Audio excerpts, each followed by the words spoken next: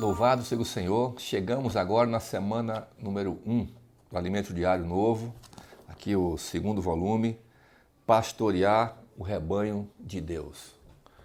O tema central, todos já sabem, né, é a ideia central das epístolas do apóstolo Paulo, né, as epístolas de Paulo. Louvado seja o Senhor. Essa semana, irmãos, ela é uma semana muito rica, né? Tem muitos itens para a gente ver, mas eu gostaria de destacar 3 pontos principais que eu estava desfrutando, né? E ontem eu consegui destacar esses 3 pontos e eu queria passar esses 3 pontos para vocês. Lógico que a gente espera que vocês possam ruminar mais o alimento diário, cavar mais e buscar mais as pepitas. Mas eu vou falar um pouco dos 3 pontos que mais me chamou a atenção nessa mensagem. Primeiro, sobre a questão do projeto Vida Frutífera, que foi falado na instância. Nós somos encorajados a multiplicar o número de irmãos nas igrejas e nós realmente esperamos que todas as igrejas estejam motivadas para prosseguir, para avançar e multiplicar esse número. Segundo, a questão do aperfeiçoamento dos santos, a capacitação dos santos, porque uma vez que a gente vai multiplicar, já pela fé, crendo, né, que nós vamos multiplicar o número de irmãos, nós precisamos preparar o vaso para receber essas pessoas.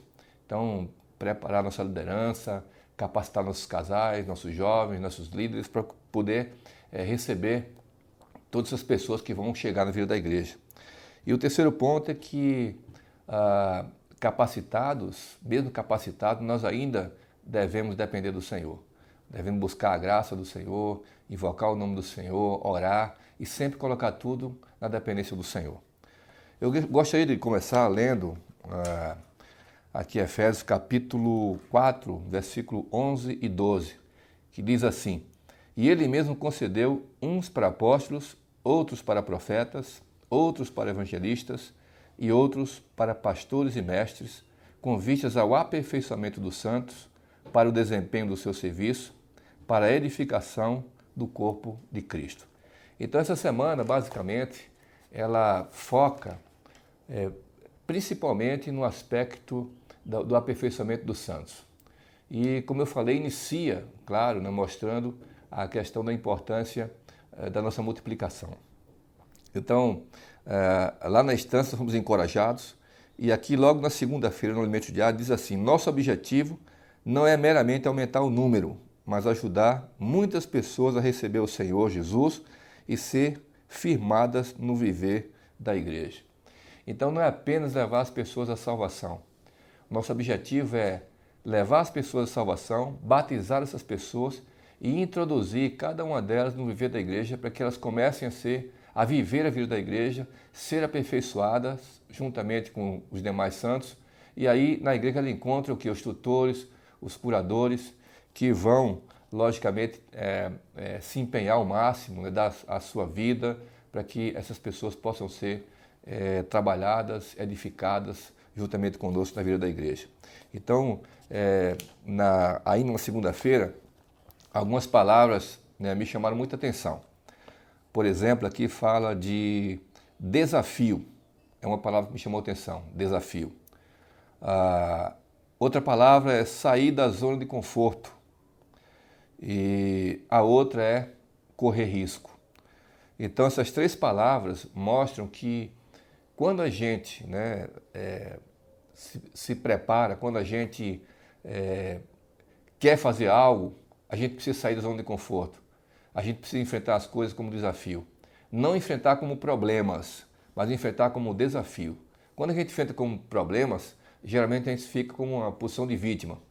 Mas quando a gente enfrenta como desafio, nós somos motivados a buscar uma solução para encontrar uma solução para aquele desafio. Então, essas 3 palavras me chamaram a atenção: desafio, sair da zona de conforto e risco. Sair da zona de conforto, né, se a gente não tiver cuidado, a gente vai ficando na rotina, na vida da igreja, vai vivendo ali anos, né, do mesmo jeito, e isso se torna uma coisa muito confortável para nós, mas a gente acaba não dando fruto. Se a gente quer dar fruto, tem que sair da zona de conforto. Toda vez que a gente estabelece metas, a gente sai da zona de conforto porque a gente começa a mirar em algo, e aí sim entra a questão do desafio, da motivação, da perseverança para poder avançar. Vamos correr risco? Sim, vamos correr risco, porque a gente vai cuidar de pessoas, a gente vai daí para frente, né, a gente vai se envolver com outras pessoas, se comprometer com outras pessoas. Mas, irmãos, se o grão de trigo cai da terra e não morrer, ele fica só. Mas se ele morrer, ele com certeza vai dar muito fruto. Bom, continuando, né, esse encorajamento, né, da frutificação, eu quero dizer para vocês, né, que eu estou muito encorajado e encorajando também a nossa região, as igrejas da nossa região a frutificarem esse ano. E para frutificar vem o segundo ponto, né, que é a questão do aperfeiçoamento, da capacitação. Nós precisamos aperfeiçoar os nossos irmãos, a nossa liderança, para que possa receber esse número de irmãos que nós esperamos receber, né? Uma vez que a gente vai frutificar, esses irmãos vão vir para a vida da igreja. E como é que nós vamos cuidar deles se nós não formos aperfeiçoados? Então a gente precisa de o vinho novo sempre precisa de um odre novo. Então nós precisamos rever a nossa liderança, rever a nossa maneira de reunir, rever, né, a questão dos nossos grupos familiares de multiplicação, não ficar na visão velha, né, do grupo familiar, de cuidado mútuo, só o tempo todo ali preocupado com o cuidado mútuo, mas sem multiplicar. Então a visão agora, ela tomou outra direção. Nós precisamos sim continuar cuidando dos irmãos, mas não podemos esquecer que o nosso ponto central é multiplicar. Mas para isso nós precisamos capacitar os irmãos. E essa capacitação envolve o aspecto espiritual, envolve o aspecto humano e envolve o aspecto também administrativo. Os irmãos precisam de ser orientados a buscar mais o Senhor, a orar mais a palavra, a falar e cantar os hinos, a buscar mais a Bíblia. Então, todos esses pontos são pontos em que nós precisamos reciclar ainda muitos irmãos, e esses irmãos novos que vão chegar precisam ser aperfeiçoados também nesse aspecto espiritual. Também nós precisamos passar para os irmãos, né, as verdades.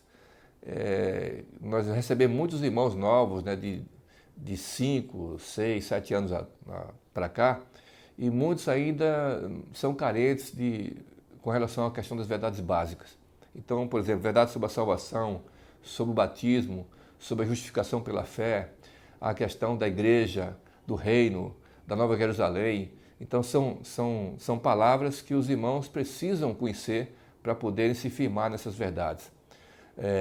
Em 1 Coríntios, capítulo 12, versículo 8, né, fala sobre isso. Aqui, 1 Coríntios 12, 8, diz o seguinte: porque a um é dada, mediante o Espírito, a palavra da sabedoria, e a outro, segundo o mesmo Espírito, a palavra do conhecimento. Então nós temos hoje a palavra da sabedoria e temos também a palavra do conhecimento. Essas verdades básicas, elas se encaixam na palavra do conhecimento. Mas nós temos também hoje a palavra da sabedoria, que é aquela palavra que nós escutamos, né, nas conferências, que dão direção para nós, que nos suprem e que nos fazem, né, crescer. A cada conferência que a gente participa, a cada palavra que a gente recebe, a gente rumina ainda durante 6 meses, e essa palavra tem nos sustentado, assim como sustentou o povo no deserto, né, como o maná no deserto. Então essa é a palavra da sabedoria. E essa palavra que eu falei com respeito à questão das verdades básicas se encaixam na palavra do conhecimento.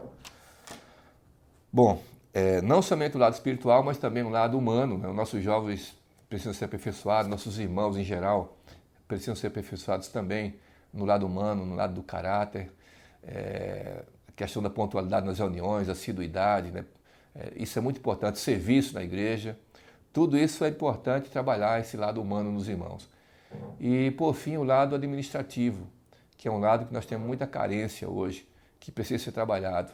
Nós precisamos de trabalhar a questão do aspecto do relacionamento entre nós, a relação interpessoal, a questão de administração de várias situações na igreja. Então a gente precisa trabalhar muito também esse lado administrativo. E por fim, a gente precisa também compreender que mesmo que sejamos capacitados do lado espiritual, capacitados também do lado humano, e do lado administrativo, nunca a gente deve se sentir autossuficiente, nunca a gente deve se sentir independente. Nós sempre precisamos de Deus, nós sempre precisamos buscar o Senhor, orar, para não se sentir aquela pessoa que é capaz de fazer tudo sozinho. Deus vai usar a nossa capacidade? Sim, Ele vai usar. Porque na parábola dos talentos, diz o seguinte, que Ele deu a cada um segundo a capacidade. Então, uma vez que você tenha mais capacidade, Deus vai usar mais você também. Você precisa estar claro de que você precisa orar, você precisa depender do Senhor.